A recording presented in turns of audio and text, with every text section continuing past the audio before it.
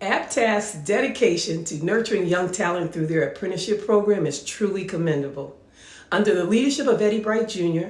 and the support of an entire team committed to excellence, they have established a remarkable initiative that doesn't just prepare young developers for the technical challenges of their industry, but ensures they are equipped with protocol and etiquette, power skills essential for gaining a competitive advantage in today's market. Witnessing the transformation of these apprentices into exceptional professionals has been an incredibly rewarding experience for my company, Protocol International. It brings me immense personal joy and pride to see their professional growth and success.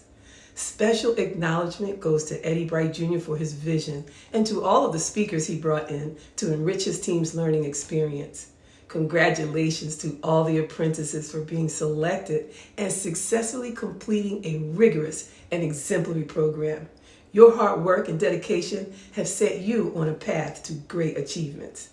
Kudos to the entire Aptask team for their outstanding contribution to the future of these young professionals.